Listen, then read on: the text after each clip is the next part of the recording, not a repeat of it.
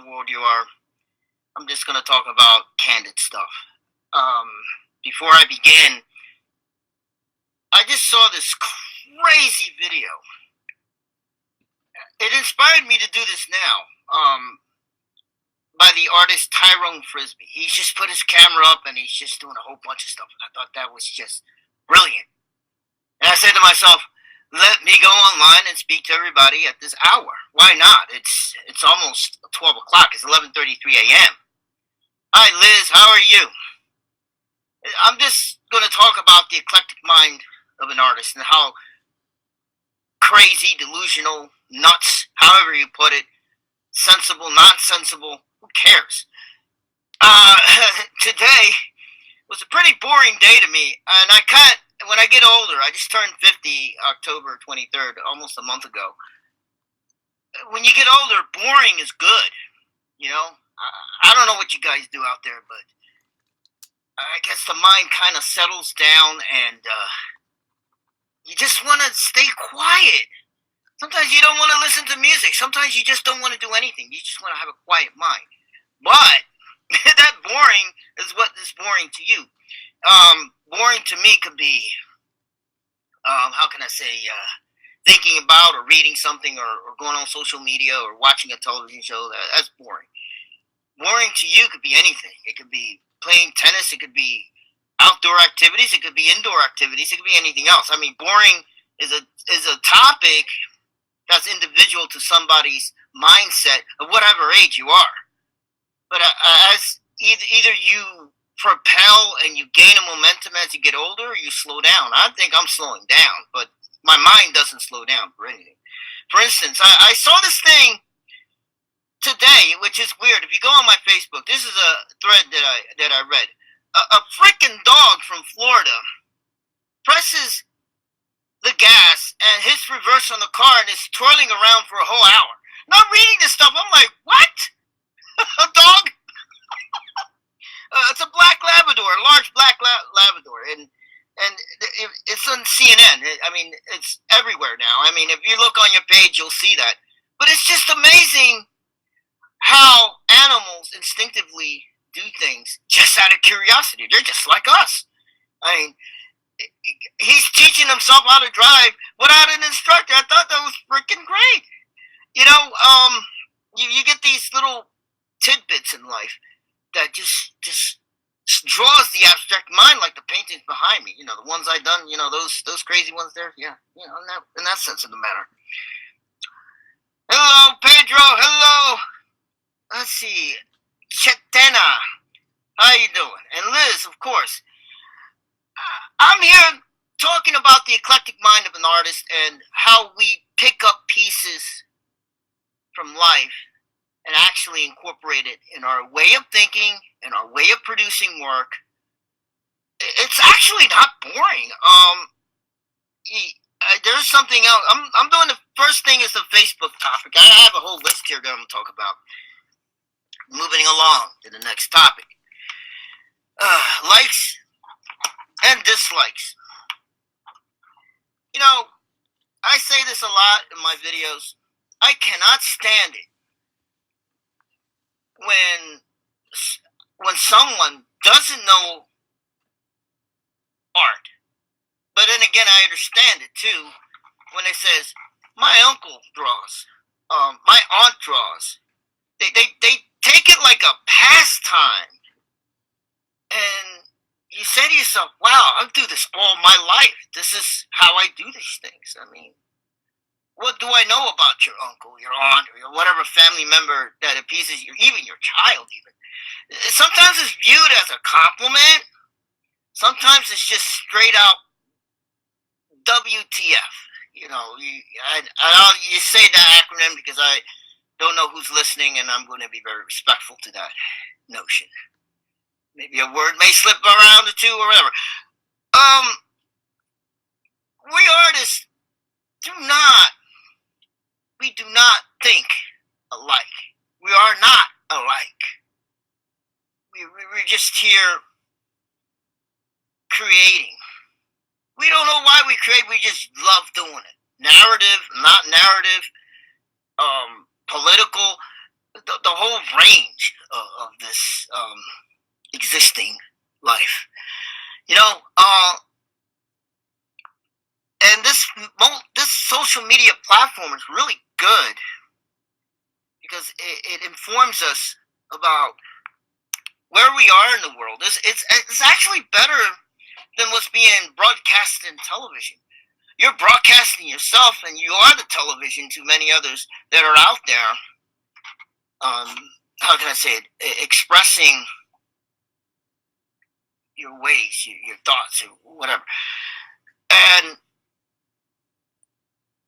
I got to see a live auction from Sotheby's in New York. That was unheard of in regular television. You would never have, that type of exposure. You had regular television. Now you have live streaming everywhere. You get to see the insides of these eclectic minds, like myself, other artists per se, and you actually get to see the other side of the business where you didn't have access otherwise maybe 10 or 20 years ago. When I saw that auction, I witnessed an incredible, I witnessed history. Carrie J. Marshall sold the painting for $18.5 million. And he achieved the highest price for a living artist. And I was like, man, this is just gold for an artist.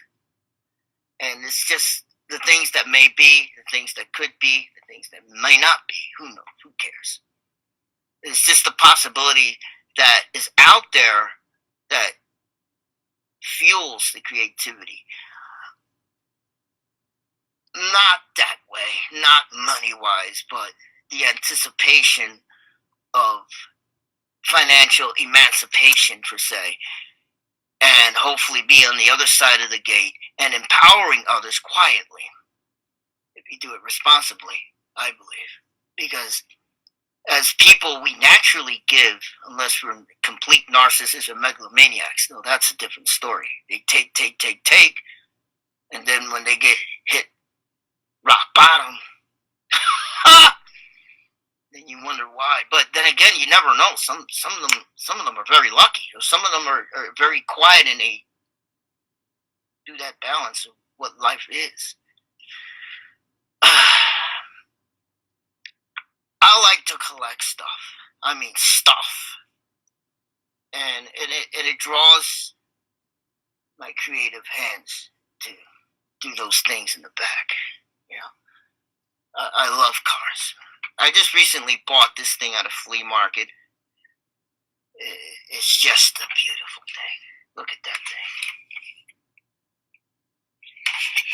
thing. And the beautiful thing about a flea market, you don't pay regular prices for this thing. I love these hot rods. I mean, look at that. This thing is just magnificent. It's art.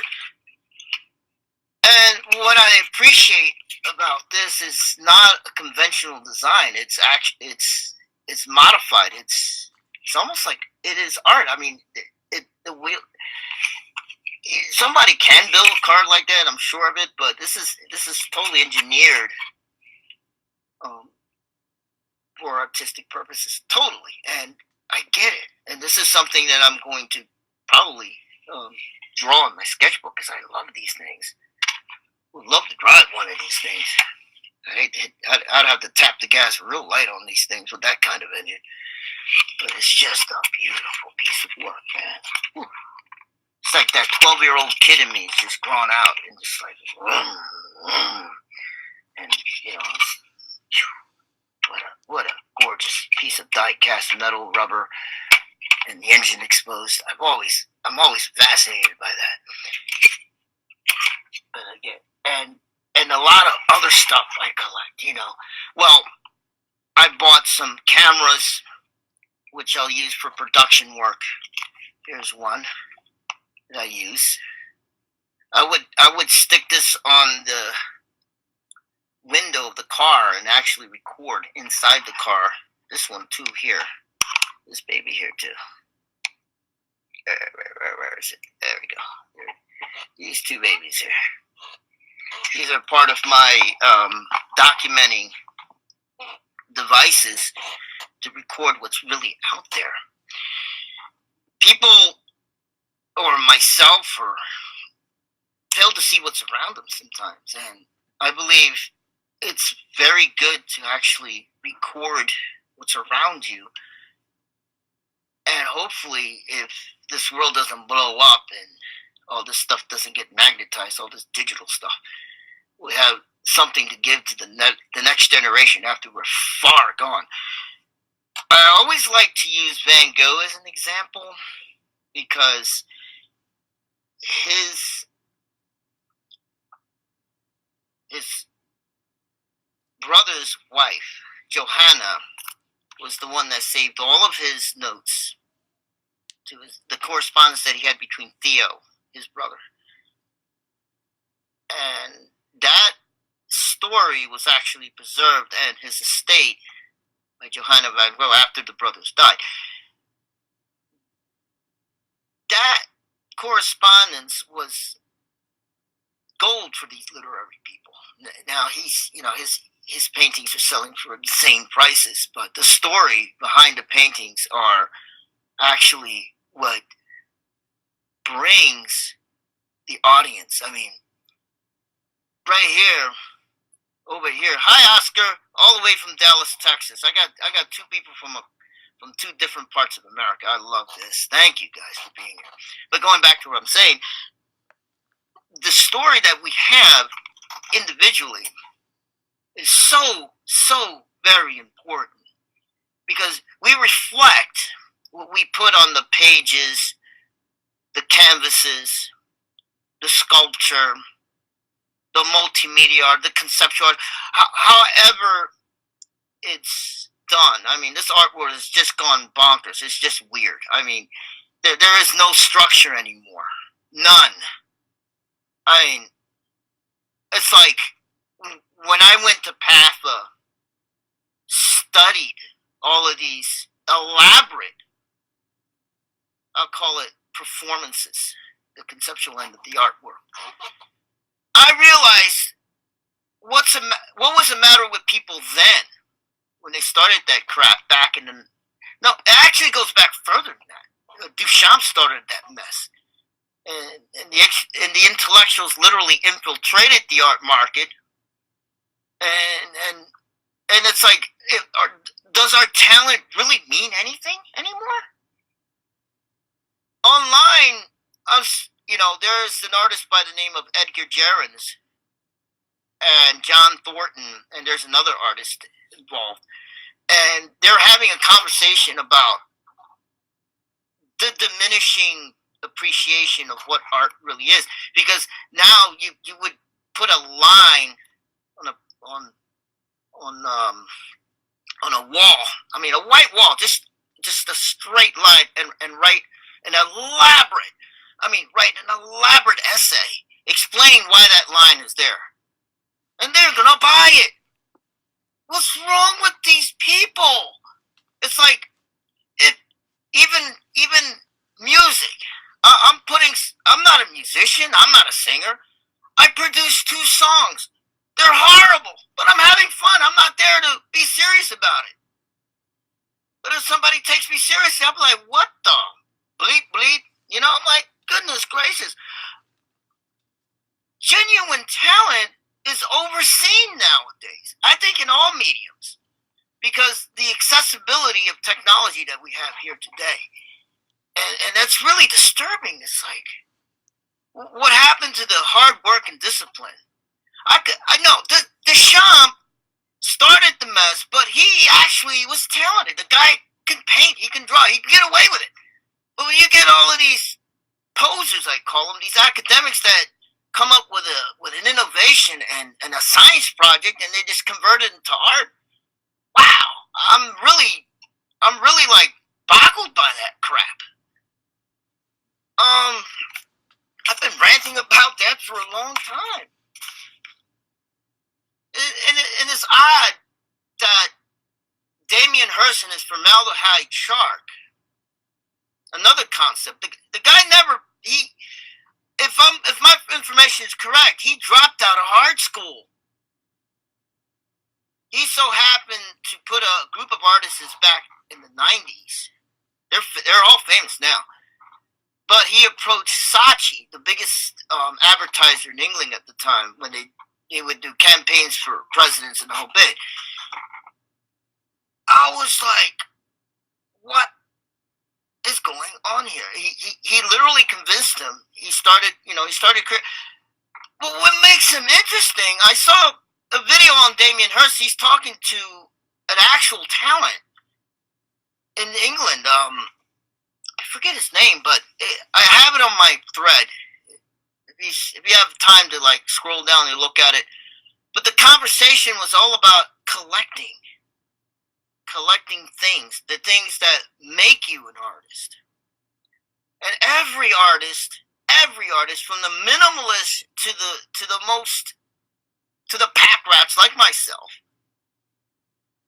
have this eclectic mind to bring everything from the outside, sew them together, and create that artwork, whatever that artwork is. But I have a real problem with non-talent. It's like, even, wow, there are actual professors that don't teach drawings anymore. They don't believe drawing is a basic thing. I'm like, what's wrong with these people? But I'm old school. I've been taught by the best. Phil Sumpter was one of my former instructors. He really ripped it to me. But he taught me the basic discipline of how to put pen to paper, how to design correctly, to make my own things, But all of that thing is being washed out. We're in a digital age. I had a little, how can I put it? I had a little dap with the. I like the digital age, but my eyes are old, my hands are old, my hands are accustomed to the written. I mean, physical. The digital, your hands you press down. The digital, you have to gracefully do it. It's almost like Matisse with his long charcoal stick drawing those big drawings, those elaborate drawings, beautiful drawings. But with a digital pen, I've done it, but it's not the same. I don't like it. I like the pen and paper in my sketchbook. Good golly, I mean, I'm a drawing addict. I love it. And Sumpter knows that. I'm drawing all the time.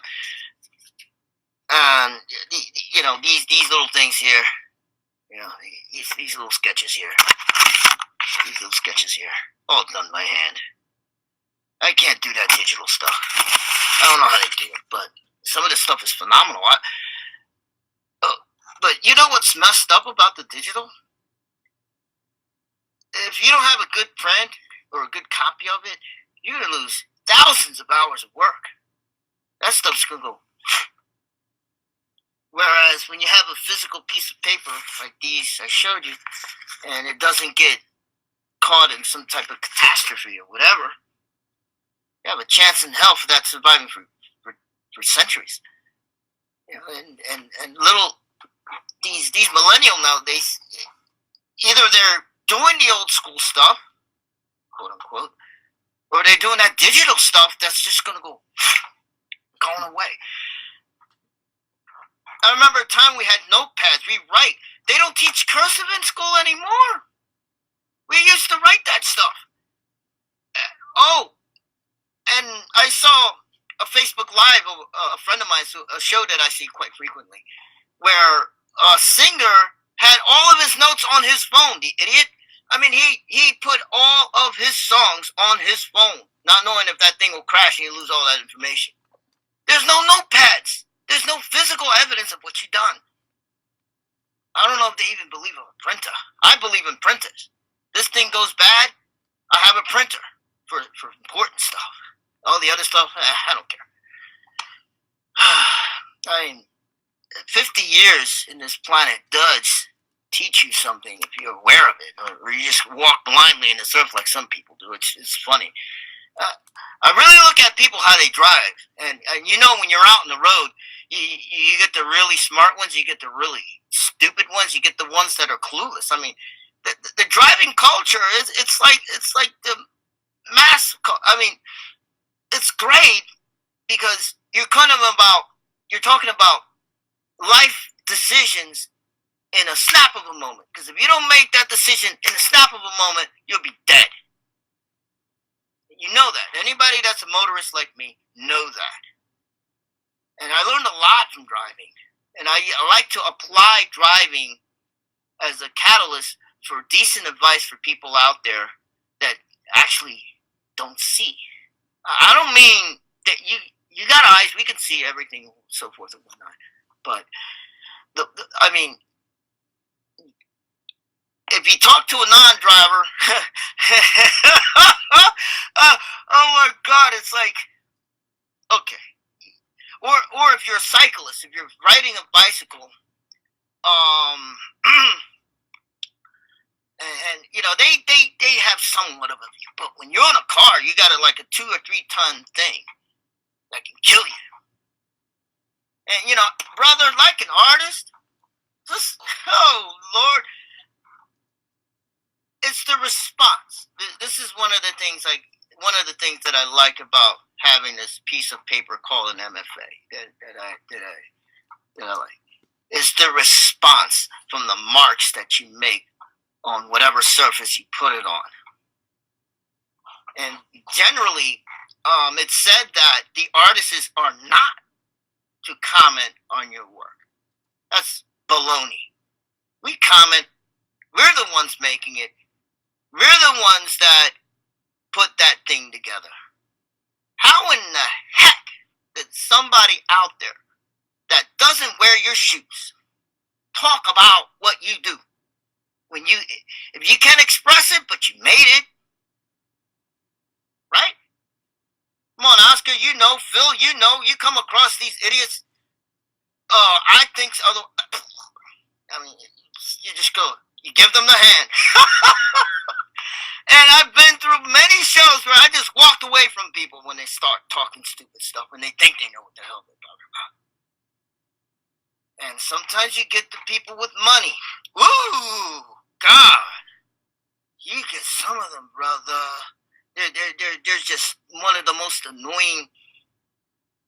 Either they're the most enlightened or the most annoying personalities that you just want to get away from. You know? And so, one time, this is going back maybe 20 years ago. I was younger. I had a show in State College with a friend of mine, and great opening. This guy he could sell a cloud to the air. And this guy is great. He's my good friend for over 20 years. He's in Arizona with his family, but enough of that. The people, he had to literally convince people to go to that gallery and see my work. And it was fun. I sold work, which was even remarkable. I'm like, really? This is the response I'm talking about. And then at the opening, I had my sketchbook. And I showed it to some of these people. And they say, they are for sale. I said, no, they're not. They're mine. You know, I don't like selling anything that comes out of that book of mine. That's my visual diary. That's mine. I was once on a plane going to Miami, and I was drawing like 3 people there, and a guy came up. I drew the guy. Guy woke up, came over there. He said, "Can I buy that drawing?" I said, "No, it's mine." I mean, there's some really weird instances where people would approach you and say, you know, they want something of you that you're not going to give. And one of the things you got to understand, sometimes you got to preserve our madness to make our madness. You know, I mean, we artists, we know that. If you don't preserve your madness to make your madness, you're not going to make sense to your even self. There are pieces out there that are hanging up on some homes where I'm just choking because I should have, well, shoulda, coulda, whatever. That's done. But at this point in life, half century mark, whatever, I want to get rid of everything and maybe keep one or two things. You know, I love auctions. I'm going to go back to auctions. And I'm going to talk about one important auction that, this is something I found today. There's a copy of Marvel Comics that, done in 1939. The first copy the Marvel, ever made, first copy, is sold for $1.26 million. Look, right here on my phone. See that? Right there. I don't know if you can see it. The lights are probably bright, so it's on there. And what I like about that is it's like this car I bought, But what I paid for this thing at a flea market, believe it or not, I paid $5 for this. I know this vendor. Because I vend with my roommate over here from time to time. I help her out. She helps me out. And I saw this thing. I saw the beauty of it.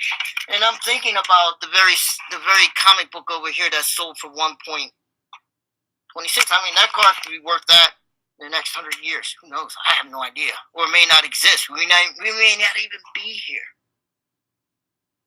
The things we collect is important.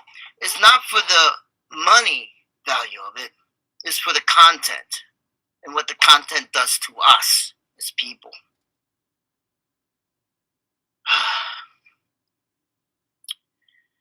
No, I never retire. Yeah, you do. You're right. I'm sorry. You do. You're absolutely right, Oscar. I agree.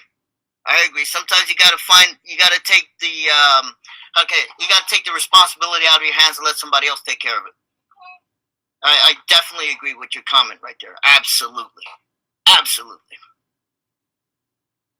It's been almost a half an hour. I'm gonna talk about something crazy, which is funny. I came upon a GIF. I love these little GIFs that the internet comes on. Somebody superimposed a Star Wars TIE fighter. You know anything about Star Wars? TIE fighters, stormtroopers, that actually crash landed on a highway in Toronto. It's funny. And you'll see the wipers and everything. I thought that was pretty weird. The memes on the Facebook pages are just hilarious, man. Hilarious. Then you have this one meme. You know, the one with the shouting lady and that crazy looking cat? There's one where I'm going to call him number 45. I can't stand the orange bastard. And I will not say his name. I will not say his name in public. There's number 45, the orange bastard. I guess we know it. And this meme is so funny where he's like, apprehend that cat. I'm going to read it. You ain't grabbing this pussy. You tangerine looking MF. I was cracking the hell up when I saw that meme. But it's funny, that meme has been around for over 2 weeks. It's just been morphed. It's been changing. And until they literally changed the characters. I mean, I saw one with the Dune thing. And it's the same meme with that cat, which was completely hilarious. Hey, Miss Whitfield, how are you? Good to see you. I know that lady. She's really cool, man. Don't want to mess with her. She's a tough one, but she is a cool woman. I tell you. What's up, lady? Anyway, going back to these topics. And there's another one here. It's an interesting analogy. This guy called Sacha Baron Cohen. If you listen to that, he slams on social media. He talks about the real problem with these propaganda machines that we deal with every day, and how they would sell our information, how they would put our information out there, and the extent and the excess of it. And if you really see this topic that I have on my thread and listen to it, you would understand where this man is coming from, which I find really fascinating. These are the points that I like about the social media mess. And I'm gonna leave. I love cats. I have one, and I got one feral cat. She turned feral, and she's got like 3 kids out there. And there's this one thing of a chimera cat where her face is like black and white, and the eyes are 2 colors. It's just a wonderful, beautiful cat. I'm like, whoa, man! I wish I had a cat like that. Look on my page. I got a lot of interesting stuff there. I come up with the stupidest and the craziest things here. I want to plug an artist from England, and I'm gonna probably make a trip out there in between a year to next year. His name is Swarez. That guy, all he does is abstract work, but this guy is like a perpetual marketing machine. And actually, his work is pretty good. How he does his work, he's a disciple of Jackson Pollock, per se. And he doesn't use brushes. He used to probably at one time. But he uses enamels, but how he does it is really interesting. He would call part of his studio a pod, where he's got to wear a face mask, and he's using actually dangerous chemicals that can kill you. And I've been watching this guy, the live stream, at least 2 hours of it. And he was huffing and puffing, talking about the process. And what was interesting about him, the chemicals that he used on those paintings can kill you. But he's bold enough to work there, I don't know, for hours, dripping paint. But he has a method, which is pretty good. He doesn't use a brush or anything like that. And I'm like, man. And I've already liked this video, and I responded to him. This guy, if you responded, he will talk back to you. And he told me, I said, I'm interested to go out and visit that part of England when I have the chance to, which I will at one point, and actually converse with him and find out what he really does, because he's transparent. I just love the way he does stuff, and he's not afraid. He's transparent. He's going to talk about, he's going to do, and he's going to tell you the basics for an artist's point of view. And this guy's name's Swarez. This right here. I know it's hard to see on this phone because of the lighting. This guy right here. If you go on my page, just go take a look at his website. I mean, this guy's got it together. He's got a whole building crew and everything, and he sells pieces all over the world. He's got clients everywhere, and he's established himself. For me, that's a role model for me, because if I've ever reached that pinnacle as an artist, if I ever have the fortune to do that, what he's doing is exactly what I'll do. If I ever make that, and if I do that, I'm gonna be very quiet, but I'm gonna be vocal at the same time. It's gonna take time, because it's like an onslaught. I'd compare it. I'd say almost 30 years ago, I was thrown to the world.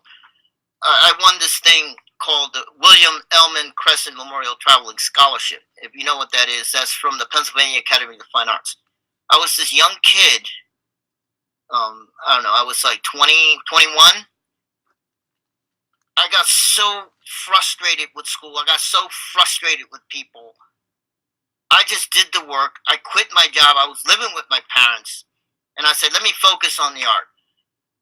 And I said to myself, let me compete on the most difficult scholarship ever, so I won't get it. I got the damn thing. That was like the biggest shock in my life. It was like a lightning being struck on my. I was like, what the hell is this?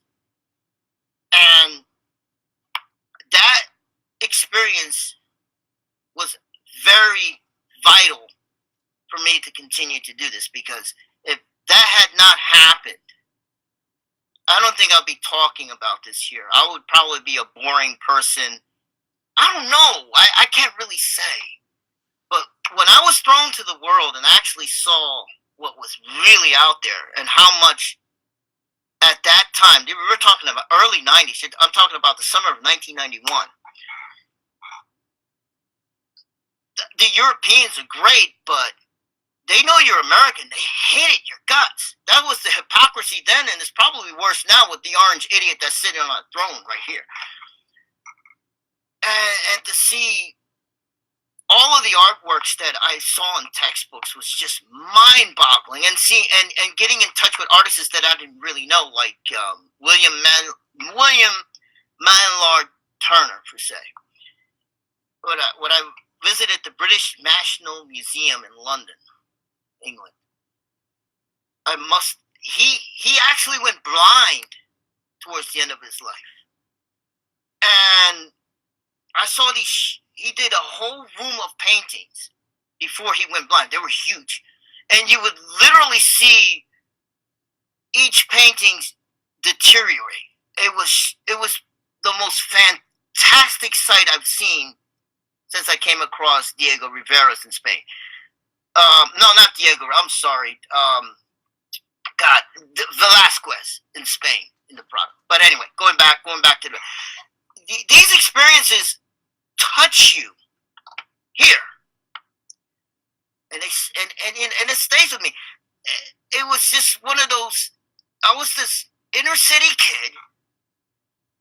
I probably went to Canada, went to Puerto Rico and Dominican Republic. You know, that was a normal thing with my parents back then. I was fortunate because they liked to take the kids to where they came from. But to actually see another part of the world was like it was an eye-opening experience that even today it sticks. I mean, it sticks like glue into the soul, and that's why I hang on. Even at my darkest moments, I say, wait a minute, I am an artist. I pinch my chin. Oh yes, I am an artist for life. But being an artist, we wear a lot of hats. I learned the technology. This is something that I always wanted to do anyway. So as I got older, 3 of my artist friends and my roommate convinced me to go back to school and get my master's degree. That's where I got that piece of paper I talked about earlier. If you watched the video earlier, to actually learn learn that how much I don't know about life, and it just opened up a world that I was close to prior to that. Being an artist is just a wonderful story and a wonderful life. And animated as I am, I'm exploring some of the aspects. I love music. I'm going to go to that, which is past, before college, pre-college stuff. I started listening to Phil Collins, and then I started listening to a band called Genesis. Then Genesis introduced me to Peter Gabriel. I was like this 15-year-old, 16-year-old kid loving this stuff because the progressive music were actual stories put in music to fill me with imagination. I mean, I was just like listening to tapes that I bought in the day, just going, whoa, wow. Drawing every day, boom, boom, boom, boom, boom, boom. And I'm a Genesis fan for life. I love that band. I'm talking about Peter Gabriel and Phil Collins era, except the very last album. That one's a piece of crap. But anyway, these things, even the Beatles. There was one time I was sitting in the stairs when I was used to live in North Philly. I think I was like 18 or 19 years old. I was listening to Genesis, and then the Beatles came on, and I'm listening, looking up into the sky, and Strawberry Fields Forever. I mean, just running through my mind, and at the same time, my mind is thinking about art and all the possibilities that can come out of it. I spoke enough, everyone. A couple was actually stopped from Chad's Ford, and I don't know their background. They're African American or American. I don't know, but they were stopped by some ridiculous state trooper because the wheel of his car went to the plane of the line, and in front of his home he was arrested and it's on the cam of the police officer. That really affected me. I'm like, this man's going home and he gets arrested in front of his family. I mean, and it goes to court. The charges are dismissed. The officer is currently being investigated, and the prominent gentleman, who's a pharmaceutical executive for some company out there, is going to sue him, and I want him to win, because that's really horrible to actually profile someone in this day and age. When Martin Luther King died, Malcolm X died. We get all these iconic human beings post slavery, after slavery per se, and they're doing this crap. And I'm afraid that I get stopped. I've been lucky. God forbid. I've been lucky. And, there are a lot of stereotypes out there. I fit the profile. I get it in the art world. I get it in the regular world. But I'm not going to point fingers, because fingers are being pointed back to me. There's no way I'm going to blame anyone. I can come off wrong because I can't judge no one or be judged. But it's real. It's there. And, I've lived in the inner city, and I continue to live in the inner city. I've lived here all of my life. I've been to the suburbs. I've seen the beautiful houses. I've seen the wrecks as well. And there's no difference, but the attitudes are different. Boy, I'm going to leave you with this one experience. I was out in Lancaster, PA. I was probably like 23 or 24, because I had friends out there. I was visiting a good friend of mine up there. This little girl, she must not been no more than like 5 or 6 years old. I don't think she ever seen a person of color. And she says, innocently, to me, "Are you a black man?"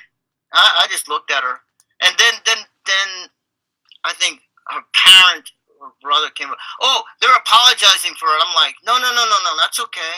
It's okay. She's a child.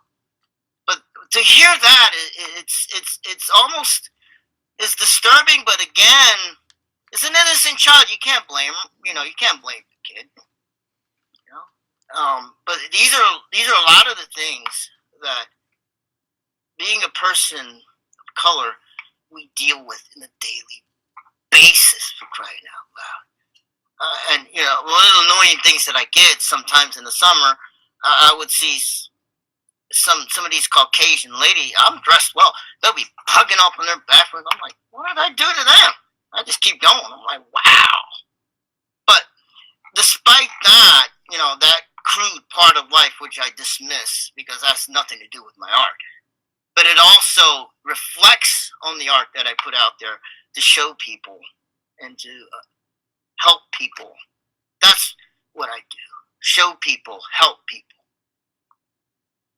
Thank you, everyone, for staying up this long. It's almost 12:30 at night here or over there. Thank you for listening. It's been an absolute pleasure.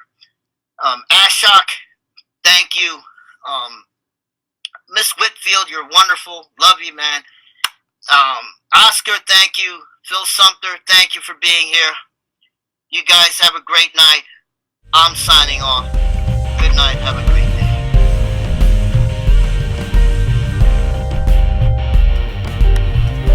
Here's the hat. I got for everyone to wear. My hamburger hat. Hey, why not? It's a creative hat.